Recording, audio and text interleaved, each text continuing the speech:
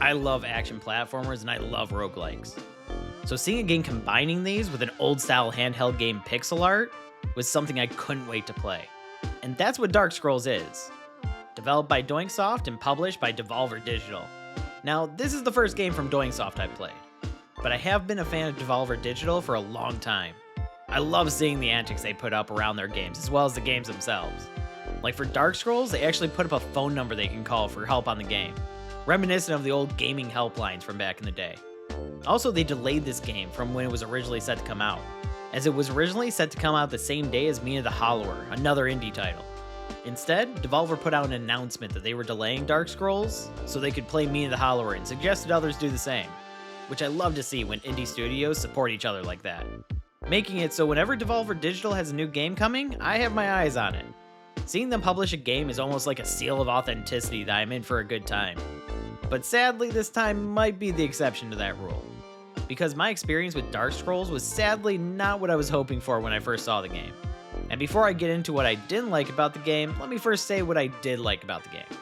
I like the different characters, the designs, and the overall look of the game. Just the look alone brings back the memories of playing these side-scrolling platformers on my old Game Boy. Due to this, I actually played quite a bit of this game on my handheld PC, and it felt right at home there on the smaller screen. Then, the gameplay itself is fun, where you pick a character and go right into the adventure and start attacking enemies. The controls are simple, with you having a jump, attack, and then a special attack when aiming down and attacking, making it really easy to jump into a game for the first time and just go. And it feels like a classic arcade game with all of this in mind. Even to the fact that the game really doesn't have a plot around it outside go here and fight insane battles. The description of Dark Scrolls even makes fun of this by saying you're set forth on a quest of insert goal here, which I enjoy the humor with this game, especially with some of the characters you can unlock and their different designs. Except for me, I didn't get far enough into the game to unlock many of those characters. Simply because every time I played this game, I would go until I died and then just set it down, because the game is just kind of boring. Every area you go into has the map automatically scroll by, and there's really no sense of urgency with that or challenge as enemies fall down in a couple hits. And in the case of most of the characters, the projectiles are easy to lob around to hit enemies while keeping a distance, and there are only maybe 3 to 4 enemies on the screen at a given time, making it really easy to just go through the game slowly, especially because the scrolling map is so slow paced. Like, I feel like I could hand the controller to my grandmother and she'd be able to play this game no problem, it's so slow. For example, watch this sequence where I'm just waiting for the board to crawl to where I can go to the shop. There's no enemies here, but it's still moving so slow where I feel like it should know that there are no enemies.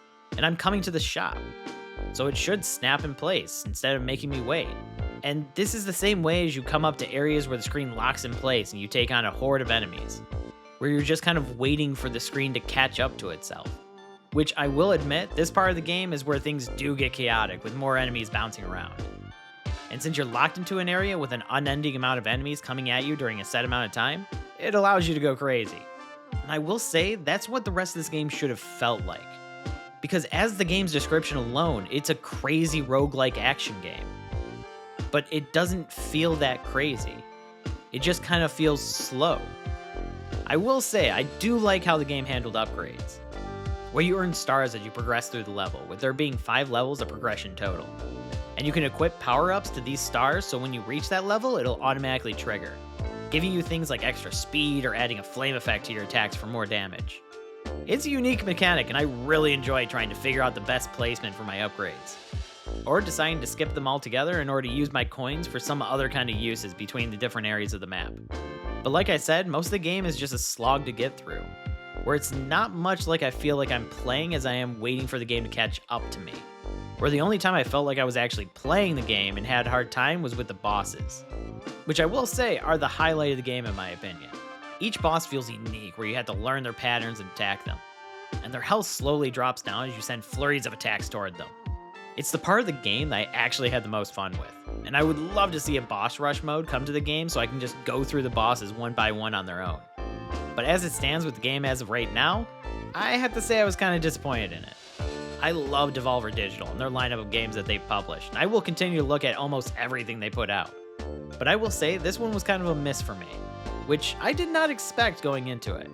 On paper, Dark Scrolls has everything that I would love about it, but it's just kind of boring to play. Every time I die while playing it, I wouldn't have a feeling of rushing back to get into another run. Instead, I would just close the game and move on to something else. I'd love to revisit this one in the future if they make some changes to it. But as it stands, Dark Scrolls just wasn't what I was expecting. But that's just my thoughts on Dark Scrolls. If you played the game, I want to know what your thoughts were on it in the comments below. And if you like this review and want to see more, hit that subscribe button and check out some of our other videos. And if you want to check out Dark Scrolls for yourself, links to do so are in the description below.